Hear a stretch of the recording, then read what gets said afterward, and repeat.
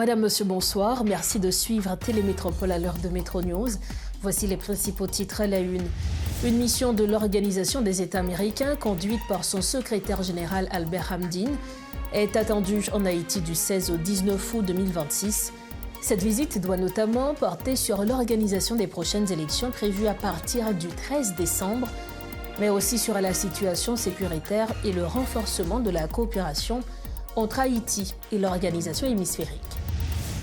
Alors que l'enregistrement des électeurs se poursuit dans plusieurs communes, des riverains rencontrés à Port-au-Prince expriment leurs inquiétudes face aux différentes initiatives du Conseil électoral provisoire. Ils doutent de la possibilité d'organiser des élections acceptables dans le contexte actuel et appellent le gouvernement à faire du rétablissement de la sécurité une priorité. Également à la une, plusieurs dizaines de commerçants du secteur informel ont marché pacifiquement au centre-ville de Port-au-Prince pour réclamer la reprise de leurs activités au Champ de Mars. Se présentant comme des victimes de la violence des groupes armés, ils appellent les autorités à rétablir la sécurité dans le centre de la capitale. Les manifestants demandent également la réouverture des centres de formation universitaire, contraints de suspendre leurs activités en raison de l'insécurité.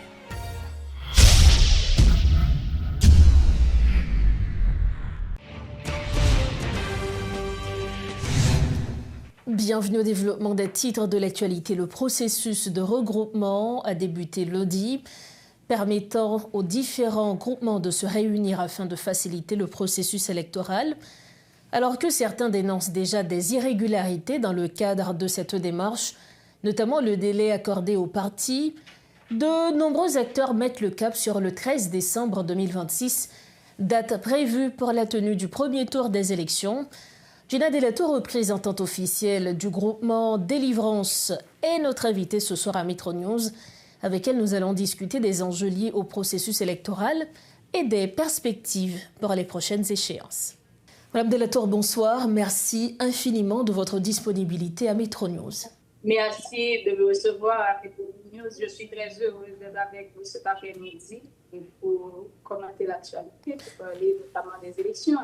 Justement, nous allons parler des élections. Il faut dire que vous êtes la représentante officielle du groupement Délivrance qui a enregistré auprès du Conseil électoral provisoire là. Est-ce que enregistrement ça, Madame Delatour, traduit confiance que nous gagnons dans réussite processus électoral là? Bon, et notre processus là, pour l'instant, est-ce que nous capables de confiance? Et moi, c'est par rapport avec toutes les données qui sont disponibles, pas gagner et dans quel secteur qui a parlé de confiance dans le processus. Parce que par rapport à tableau qui est présenté devant nous comme acteurs, et si nous prenons dans la liste qui est agréée de groupements, et nous avons que groupement qui proche pouvoir, les mêmes qui gagnent 52 et partis politiques et la donne, et c'est comme si il y a une compétition qui a organisée et puis FIFA lui-même les gagne et partis politiques pas les gagne et qui pas là. C'est on est capable de prendre un exemple comme ça. Donc on va organiser une compétition, mais dans la compétition toutes les équipes là. Et ça et acteurs après les films publiés et faut nous analyser ça. Et si nous regardons le premier ministre lui-même et il a fait promotion et pour un groupement. On parle de qui groupement? Et par exemple, et groupement Victoire par exemple. Les premiers ministres disent Victoire pour le peuple. Tout le monde qui est dans le gouvernement, tout côté au passé, dit Victoire pour le peuple. Donc là, il commence, c'est vraiment inquiétant. Et nous-mêmes, comme acteurs, comme groupement qui inscrit pour nous participer dans le processus comme ça, et nous avons questionné. Et est-ce que le processus en lui-même est flexible et la population en lui-même tout, et nous éviter d'analyser et tout ça qui a passé et comme fait, et pour nous regarder est-ce que les populations disent tout, est-ce que le processus en lui-même est crédible, j'en ai avancé, mais nous-mêmes comme acteurs, nous avons fait le travail qu'on a fait sur ça, nous avons chita sur ça, nous avons analysé le comportement du gouvernement et aussi CLP, et pour nous capables de réagir face à ça.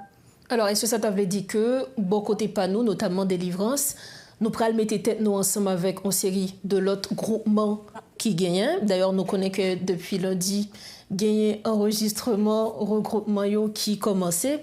Est-ce que ça t'avait dit que nous pourrions mettre tête nous ensemble pour nous faire front commun contre tout nos groupements que nous considérons comme groupement pouvoir? Les précoces, pour me dire ça, et même comme dit, il y a parlé qui a fait et groupement, après réuni avec groupement, et délivrance, et en pile rencontre qu'il a fait dans le moment avec d'autres groupements. Et dans deux sens, soit pour rencontrer avec groupement, pour regarder est-ce que nous sommes capables d'aller ensemble, est-ce que nous sommes entrer dans la question de groupement, soit pour regarder le processus tout, comment lui-même il a marché. Donc là, il a questionné le processus et les précoces pour nous dire que délivrance a rentré dans le regroupement, mais il y a un parlé qui a fait entre acteurs pour nous connaître qui ça a fait. Alors, nous connaissons que question sécurité est étroitement liée avec processus électoral. Il y a deux acteurs qui prennent la parole pour dire qu'ils ont estimé que le contexte sécuritaire n'a pas qu'à constituer un obstacle pour l'organisation de l'élection. Il y a de l'autre acteur qui dit que doit gagner résolution sécuritaire avant même que nous allions dans l'élection.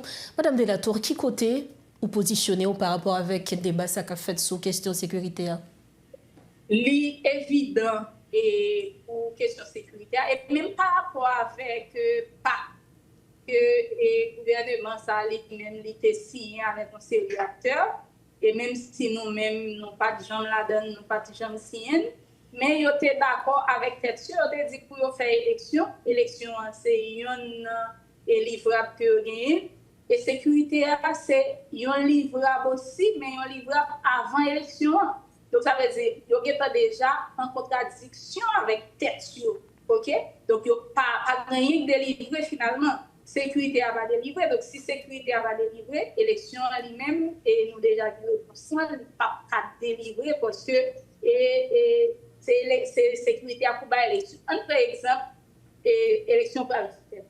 Comment un candidat pour mener une campagne dans le pays? Il y a des gens qui bloquent pour ça, tu as aimé.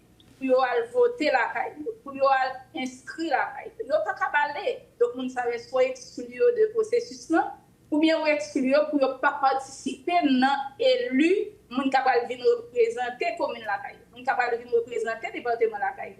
Et puis, un candidat qui va gagner pour la faire campagne. Comment il va faire campagne? Ça, il y a deux départements qui c'est l'Ouest avec Antibonite, qui représentait plus de 50% de l'électorat ici. Donc, deux départements qui représentent plus de 50% de l'électorat ici, c'est deux départements qui ont plus de problèmes qui pire gangstérisés. Donc, ça veut dire élection pas faite dans eux. Moun ça va faire partie de Haïti. L'on pour élection qui a moins de 50% de participation. Comment ça va le faire? Inscription, on prend deuxième exemple. Inscription électeur que me trouvais que son bagage qui est important parce que face avec déplacés qui viennent c'est important que nous relocaliser moun yo.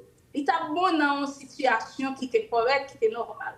Mais je dis là, les points on a déplacé des kilomètres et un monde qui a sorti bien loin tout chouchou qui a sorti et m'ont organisé on l'autre côté pour l'inscrire, pour déplacer pour la faire inscription, après ça la bien pour la voter encore. Donc, comment vous pensez que ça possible dans une situation avec question insécurité? Donc, ce n'est pas possible. Nous n'avons pas qu'à l'inscrire. Et il y a un pile des autres qui ont fait dans le niveau question et inscription électorale. Son machine qui est déjà montée et pour le conseil électoral là et aussi pour le gouvernement.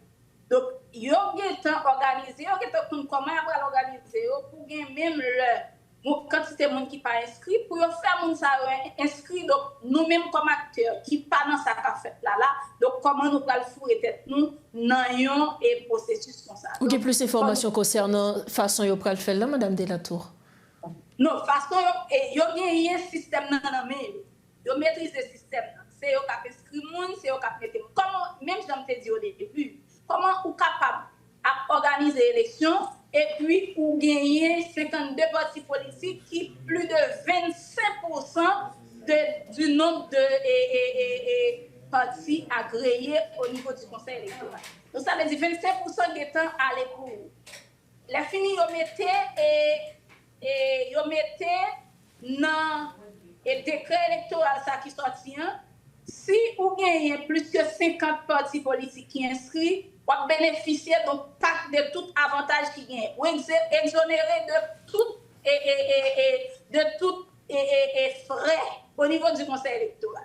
Donc, ils ont construit système, ils ont construit machine, ils ont bénéficié de tout ça là-dedans, parce qu'ils ont un pouvoir, mais ils ont bénéficié de tout ça qui gagne dans le système. Donc, peut-être tout ça, on a questionné. Et l'imandé pour nous-mêmes comme acteurs, pour le chita, autour de ça, et un pile travail, un pile chita qui a fait, et processus là, il y a à la fois technique et politique. Donc, nous-mêmes comme acteurs et comme électeurs aussi, il faut nous participer non et partie technique correctement, mais politiquement, et comme acteurs, nous devons gérer ça qui doit gérer politiquement, parce que si nous quittons l'élection, en fait, dans les mêmes conditions, ça nous avons plongé le pays dans une instabilité de plus de 50 ans encore, et ne pas quitter le pays à tomber dans ça, c'est l'avion et manque de responsabilité nous, bon côté nous comme acteurs. Madame Delatour, pour nous capables fini, est-ce que ça t'a voulu dire que si le Conseil électoral provisoire lundi,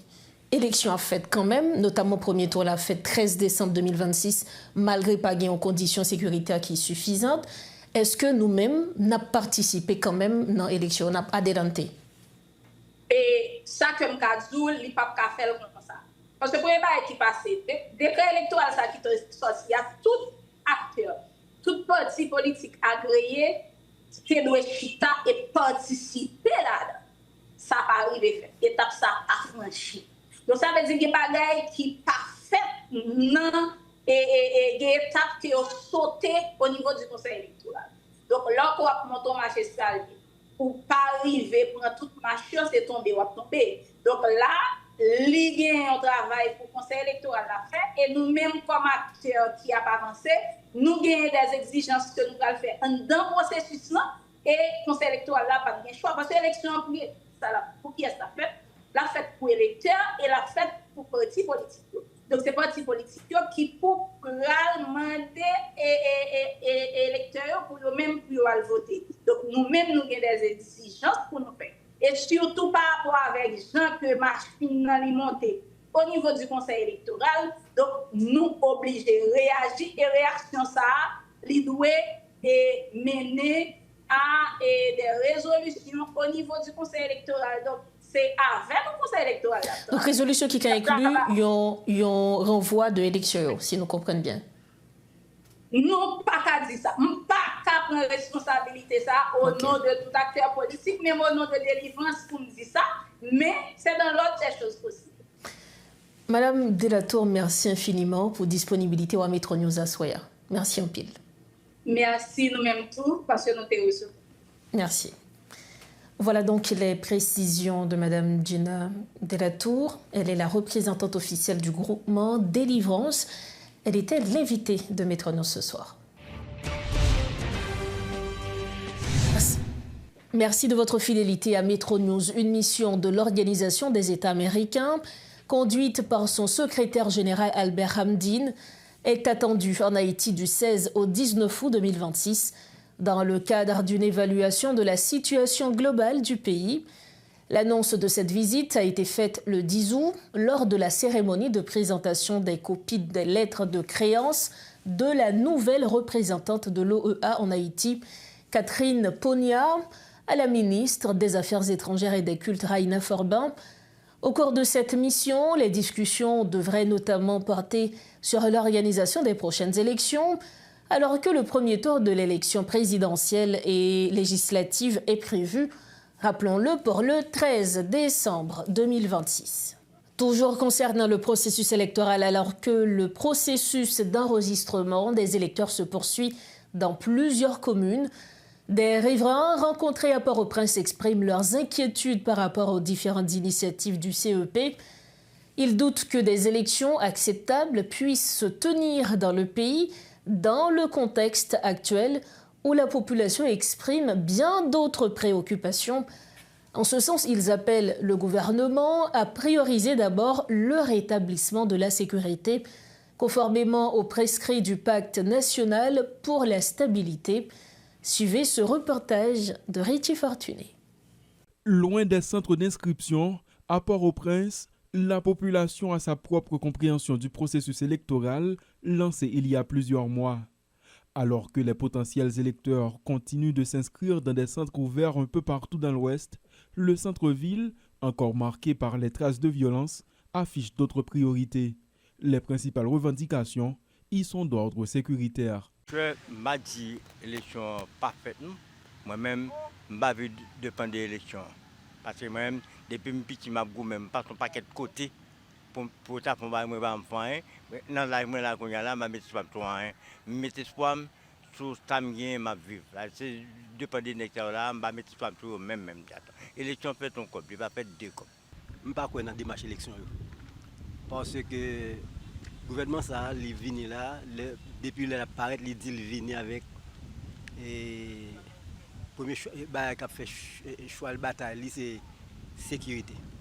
Et nous regardons des situations de sécurité pays, les sont qui parlent de mal chaque jour. Sur les principales places publiques, autrefois connues pour leur volume d'activité, seuls quelques citoyens sont présents et la plupart refusent de commenter les sujets liés à la politique. Toutefois, certains d'entre eux estiment que les conditions ne sont pas encore réunies pour envisager de bonnes élections dans le pays. D'ailleurs, nombre d'entre eux ne se sont pas encore inscrits, avoue-t-il. Nous ne pouvons pas voter moun. Mais si on vient là, on vient faire un bail pour nous là, qu'on a le premier moun dans notre tête élection et nous pouvons voter pour eux. Moi si on va faire pour nous, nous pouvons voter pour eux. Cependant, par rapport à la dégradation systématique des conditions de vie sur l'ensemble du territoire, certains estiment nécessaire que des dirigeants élus prennent les rênes du pays afin d'engager les chantiers susceptibles de prendre en compte les problèmes majeurs. Au-delà des considérations conjoncturelles, cette catégorie estime que la tenue d'élections est fondamentale. Nous-mêmes, citoyens conséquents, nous-mêmes, nous camper sur des pieds fermes pour l'État, nous route, nous-mêmes, dans le troisième, dans la commune Port-au-Prince, parce que bien ouais, je fais tout les départements, je dis tout bagarre marche très bien, mais je ne peux pas dire comment Port-au-Prince a déroulé. Moi, c'est pas et a roulé et même pas de 7 ans. Capitale élection, c'est la commune Port-au-Prince qui a commencé. Il s'agit principalement de déplacés internes, abrités dans des centres d'accueil du centre-ville ou hébergés chez des tierces après avoir fui les violences des gangs. Il réclame en priorité le retour de la sécurité nationale et la révision du calendrier électoral. Dans les conditions actuelles, le scrutin risque de connaître des irrégularités et une participation limitée, estime-t-il. Autre point de l'actualité, le commandant en chef de la PNH, André Jonas Vladimir Parizon, a effectué plusieurs descentes sur le terrain de la commune de Delma. Les policiers ont procédé notamment au contrôle des permis de conduire, des polices d'assurance et des autorisations de vitres teintées. Des véhicules officiels, y compris des véhicules blindés, ont également été inspectés selon une source sûre au sein de l'institution. Ceux qui circulent encore avec d'anciennes plaques ont été arrêtés, confirme cette même source. Quel est véritablement l'objectif de ces déplacements du directeur général de la PNH ? Comme annoncé en titre, plusieurs dizaines de commerçants du secteur informel ont tenu une marche pacifique au centre-ville de Port-au-Prince pour exiger la reprise de leurs activités au Champ de Mars. Se présentant comme des victimes de la violence des groupes armés, ils réclament le rétablissement de la sécurité au cœur de la capitale, frappée par la violence armée depuis plusieurs années. Organisé sous l'impulsion du collectif des citoyens du secteur informel haïtien et des petites entreprises, le mouvement vise à sensibiliser les dirigeants sur la nécessité de réhabiliter les zones du centre-ville affectées par les activités criminelles. Les protestataires plaident également pour la réouverture des centres de formation universitaire qui ont été forcés de cesser leurs activités à cause de l'insécurité. Suivez ce reportage de Gerbijan. La foule arpente l'avenue Charles Sommer, pancarte en main, lançant des slogans contre les autorités. Sa principale revendication est la reprise des activités commerciales au Champ de Mars. L'espace tarde toujours à reprendre son éclat d'antan, selon les protestataires. place carré, retourner dans place pour nous jouer une sécurité, pour nous même si machin de masse pour nous voir petit nous l'école.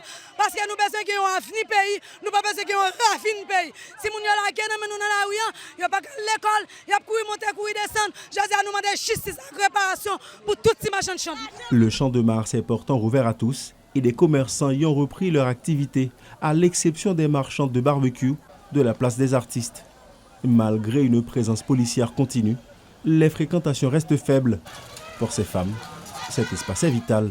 Si tout le pays a ouvert, à gonti la vente pour marcher champ de masse. Mais si c'est champ de masse qui ouvre, nous avons ouvert champ de masse, mais nous ne pouvons pas vendre. Mais si tout le pays a ouvert, parce que nous avons sorti de tous côtés. Les hauts passés, côté pour venir prendre des tentes, c'est champ de masse, pour venir prendre des tentes, ils mettent son spaghetti, ils mettent son barbecue, ils ont acheté, ils ont fort vendre. Mais les pays a bloqué, mes amis. Je demande cher l'État, papa l'État. Je demande, on sait si je demande papa l'État, ouvre le pays. Et puis ouvre le champ de masse pour que le champ de masse fonctionne. Si une partie du centre-ville tente de renaître, les citoyens restent inquiets et réclament un renforcement des mesures de protection. Pour certains manifestants, la reconquête des territoires perdus doit être totale sans abandonner la moindre zone. Pour d'autres, la fermeture des facultés d'État du centre-ville ne provoque pas seulement de la nostalgie. L'absence des étudiants représente un manque à gagner crucial pour leur commerce qu'ils ont été contraints de relocaliser. Big ethnologie, big man, j'aime qu'on vendre. Maman de l'État pour une ouvrir ethnologie pour moi, c'est lui qui la caille, moi c'est lui qui la vime.